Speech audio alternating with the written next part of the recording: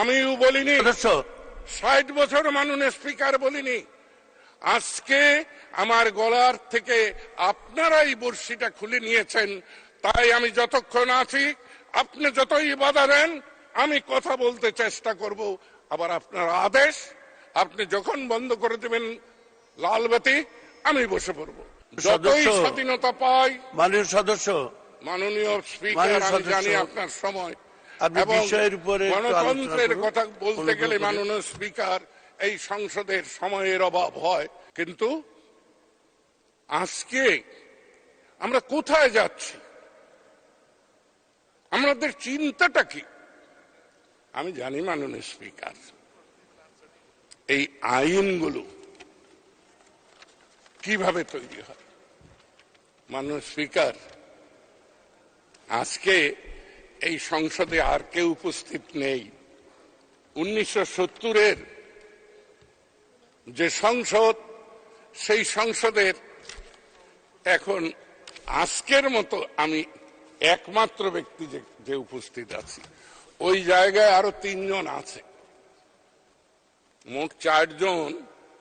মাননীয় সংসদ সদস্য জনাব আমির হোসেন আমু, মাননীয় সংসদ সদস্য রাজি উদ্দিন আহমেদ এবং মাননীয় সংসদ সদস্য তোফায়েল আহমদ এবং আমি এই একেবারেই নিকৃষ্ট নিম্নমানের লোকটি।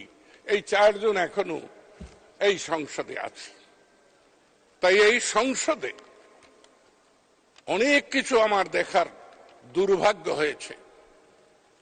আমরা সব সময় কোথায় যেন আমাদের একটি সমস্যা, সব সময় আমরা পরের হাতে লবণ খাই।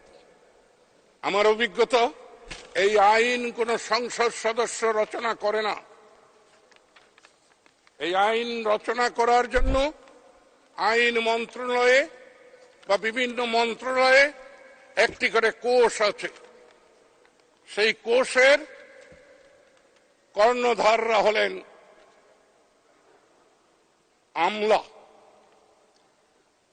সেই আমলাদের মস্তিষ্ক থেকে যে আইন প্রণয়ন হয়, সে আইন জনস্বার্থে কোনোদিন আসতে পারে না। কারণ আমাদের যে শিক্ষা ব্যবস্থা, শিক্ষা পদ্ধতি, শিক্ষার যে ধারা, শিক্ষার যে ধারণা, সেই ধারণাটি ইংরেজ কর্তৃক। সেই ইংরেজরা শিখিয়েছিল ইংরেজিতে স্বপ্ন দেখতে হবে, ইংরেজিতে ঘুমাতে হবে, ইংরেজিতে খেতে হবে। তারই ধারাবাহিকতায় 47-71 যতই স্বাধীনতা পাই। মাননীয় সদস্য, মাননীয় স্পিকার, আমি জানি আপনার সময় এবং গণতন্ত্রের কথা বলতে গেলে মাননীয় স্পিকার এই সংসদের সময়ের অভাব হয়। কিন্তু মাননীয় স্পিকার, কোটি কোটি টাকা, হাজার হাজার কোটি টাকা, কিছুক্ষণ আগে মুজিবুল হক মাননীয় সদস্য বলেছেন, না জনাব আনিসুল ইসলাম মাহমুদ বলেছেন 84,000 কোটি টাকা ঋণ খেলাপি। তখন অর্থের অপচয় হয় না। কোন মাননীয় সংসদ সদস্য যদি একটু সময় বেশি চায়, তখন সময়ের অভাব হয়। মাননীয় স্পিকার, এই সংসদে জাতির চেতনার কথা, জাতির স্বার্থের কথা, জাতির ভবিষ্যতের কথা আলোচনা হবে। সেখানে যে বলতে পারে তাকে বলতে দিন।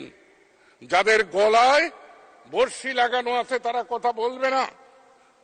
আমিও বলিনি, 60 বছর মাননীয় স্পিকার বলিনি।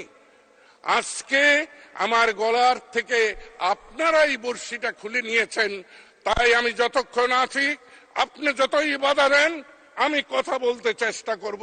আবার আপনার আদেশ, আপনি যখন বন্ধ করে দেবেন লালবাতি, আমি বসে পড়ব। কিন্তু মাননীয় স্পিকার, বিনীতভাবে বলবো, আমাকে বলতে দিন। সময় নষ্ট হচ্ছে না, জাতির কত সময় নষ্ট হয়েছে। আপনি আমাকে সময়ের কথা বলছেন। আমার জীবনের 14টি বছর আমি কারাগারে কাটিয়েছি এই জাতির জন্য। আমার জীবন এবং যৌবন আমার সুন্দরী সহধর্মী নিকে সাথে নিয়ে আমি 7 বছর প্রবাসে কাটিয়েছি। মাননীয় স্পিকার, আপনার আজকে সময়ের সংকট দেখা দিয়েছে, জাতি এখন সংকটে রয়েছে। মুজিবুল হক বলছিল বিদ্যুতের কথা, যে যত কথাই বলুক আমি কাউকে বলবো না যে আপনি আমার এলাকায় আসুন, দেখুন বিদ্যুতের কি সংকট। মাননীয় মন্ত্রী যে কোনো এলাকায় যাবে, সেখানে বিদ্যুৎ যায় না, ওটা ভালো করে বুঝে। তাই আমি আমার জায়গায় যদি ফিরে আসতে দেন বলেন, না হলে বসে পড়ি। মাননীয় স্পিকার, বসে পড়বো? আপনিও নীরব হয়ে গেলেন, আমিও নীরব হয়ে যাই। আমি কিন্তু ওই চেয়ারটিকে সম্মান করি। আপনি বসুন অনুগ্রহ। আলহামদুলিল্লাহ।